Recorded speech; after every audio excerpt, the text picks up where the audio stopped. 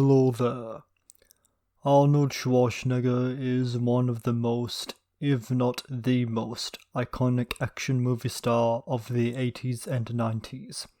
Ask anybody, name an action star from the 80s, Schwarzenegger is probably going to be the first name that comes up. He's also an icon in the world of bodybuilding, having started at the age of 15 and had a run as governor of California.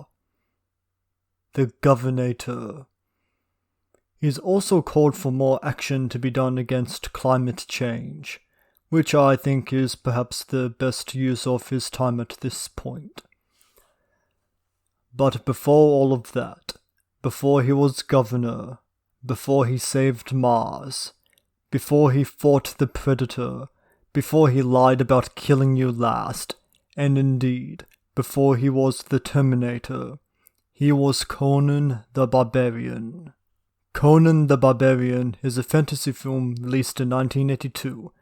It was directed by John Milius, who co-wrote the script with Oliver Stone. It was produced on a budget of $20 million and grossed somewhere between 70 and 80 million. So yeah, a financial success by any metric. But despite that, critics were polarized by the film. Professor Gundon said of the movie, "For every positive review garnered, it received 2 negative ones. And though the film is rated fresh with 66% on Rotten Tomatoes, among top critics it's rated 40%, which is rotten. So, I guess that the question is, does Conan the Barbarian hold up, or was it ever meant to hold up?" Based on the book by Robert E. Howard, we're told by a narrator about a great man who made himself king. We never actually see that happen. We start with Conan as a small boy. A dark army slaughters his village, kills his parents, and takes the children as slaves. Conan grows into a strong man where he's sold as a gladiator and fights until he earns his freedom. A king asks Conan and his friends or whatever to save his daughter from the same cult that slaughtered his people. Let's talk about the cast. The film is narrated by Meiko, or Iwamatsu Makoto. He has a highly distinctive voice that's perfect for this movie.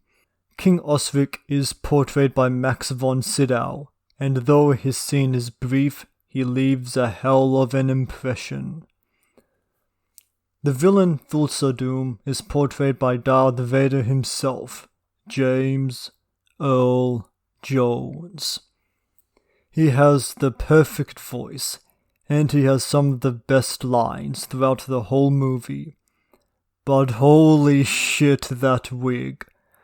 As for Conan and his mates, Sandal Bergman won a Golden Globe and a Saturn Award for her role as the sexy warrior Valeria. And I think that she's just serviceable. The same for Gary Lopez as Sobatai. Even Schwarzenegger himself. Okay, Arnie looks the part with his long hair and physique. He can swing a sword pretty well. And he does have a kind of charm where you end up liking him. But his performance is hardly definitive. You would assume that this movie's most staunch fans would be young males with its swords, monsters, magic, muscles, blood, and boobs. And I did like those things when I was a teenager. I do still like those things. But I do remember finding Conan rather underwhelming as a teenager.